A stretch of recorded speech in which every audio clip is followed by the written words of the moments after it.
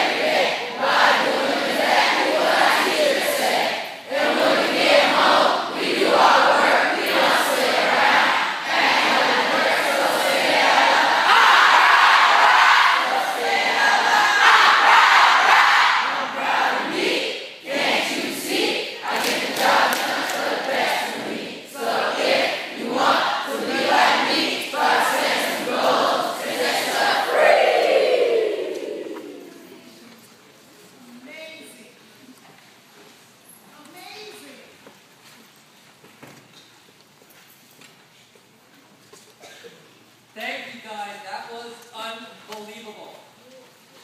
I am so happy to be here again. I run the KIPP Foundation. I am really, really fortunate in that I get to travel almost every week of the year to visit KIPP schools. And so I have a couple of things I want to share with you all this morning as you get going. For all of you who have come back for year 2, 3, or 4, I think you're on day 2 today. Welcome back. Congratulations on all the hard work you've already put in. And for all of you new KIPPsters, welcome to what is going to be the most special experience of your life. At KIPP, we remember and we appreciate. And so I want to remind us all that we wouldn't be here today, any of us. We would not be here today if there weren't 2 guys back in 1994 who said, we know that we can do far better in school with amazing kids than people had ever thought we could do. And these 2 guys, Mike and Dave, created a program for 5th graders.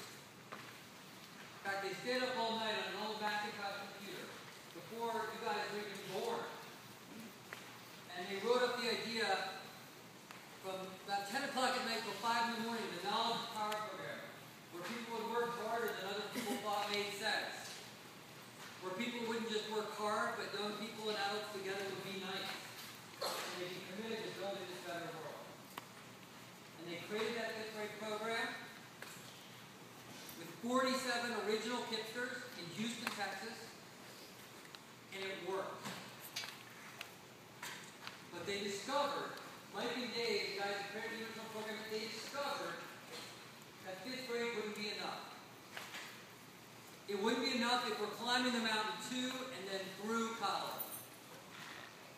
And so they said, we're going to have to create whole middle schools, not just a 5th grade program. And they created that first KIPP middle school in Houston and the first KIPP middle school in the Bronx, in New York, where I live. And for 5 years, teachers and students came together as KIPPsters to build that better tomorrow. They just worked hard. They were super nice. People in their neighborhood thought they were crazy because KIPP had never existed before. People said, what are you doing? But they kept plowing on. And in the year 2000, because we remember and we appreciate it, the man who started the Gap, you guys heard of the Gap, the Banana Republic, Old Navy, the man who started that, met these two young guys, Mike and Dave, and said, this is so special, it needs to grow. We shouldn't just have 2 of these KIPP schools. And this man, after spending a little time in this KIPP school, said, let's create a network. He said, I'm going to write a big check. Check for $15 million. I'm going to write it now. Because I think this can be extended from Houston and New York to places like Atlanta and Washington, D.C., and Gaston, North Carolina, and Austin, Texas, and San Antonio, Texas, and San Francisco, and Los Angeles, Chicago, Minneapolis, Indianapolis, and of course, here in Charlotte. And so because 2 young guys cared so much and knew that something different was possible and worked hard to make that possible in 2 schools, surrounded by amazing teachers, and because Don Fisher and Doris Fisher, the people who created the Gap, said far more people need these schools than just in Houston and New York. Every year we've got amazing leaders like you have here to open new KIPP schools. And over the last 11 years, we've grown from those founding 2 schools to, as we just heard, 125 schools across the country. And more importantly, we've grown from 47, the original 47 KIPPsters, to this year almost 40,000 KIPPsters. And that's exciting. But it's not the most important thing that's happened. What's more important is that KIPPsters, just like you, have worked so hard over the last decade to climb that mountain. Every day, every week, every month. More homework than a lot of their friends get, or their cousins get. More time in school than a lot of other kids are doing. But it paid off. Just a little over a year ago, there were 1,000 KIPPsters in college. Just like you, they started in 5th grade. And in 2015, in 3 more years, a little over 3 more years, there will be 10,000 KIPPsters in college.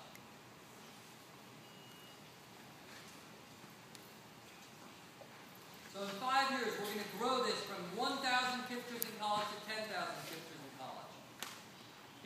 People are just working hard, being nice, climbing that mountain every day. That's what's possible. Now here's my challenge for all of you. The first thing you got to do is take care of and own your future.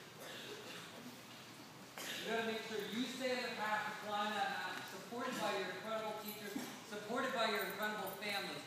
You're going to climb that mountain. I have no doubt you're going to do what KIPPsters before you have done.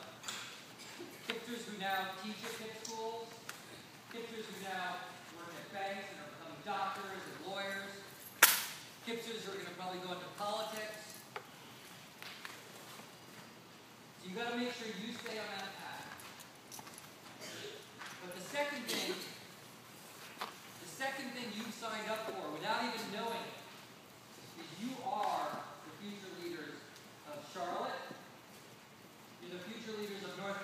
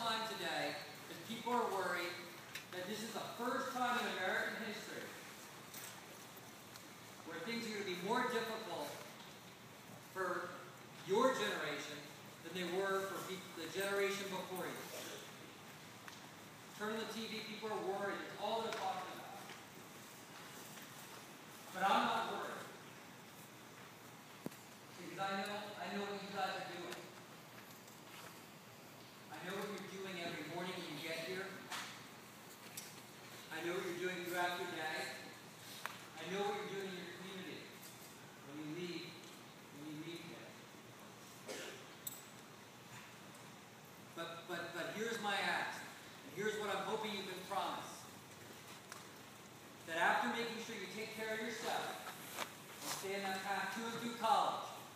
And after you make sure you take care of your families who are helping you climb that path to and through college, the next thing you need to take care of is your community. Take care of Charlotte, take care of North Carolina, take care of the country. You are the future of this country. There is nothing you can't do. Nothing. And as a result of it, all of us old folks, people like me, I used to think I was young, but I'm getting a little older.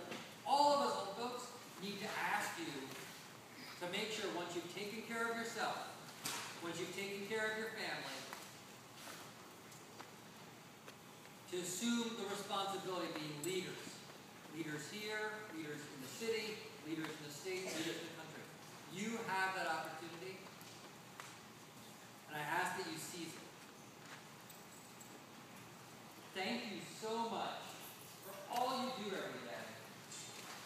All you do to put yourself on the path. And before I let you go back to your work, I would love it if you all could do a little shout out in the way you do for your teachers. Can you join me in recognizing your incredible teachers for all they do to help you climb this mountain of college? So to all your teachers who are standing up, thank you very much.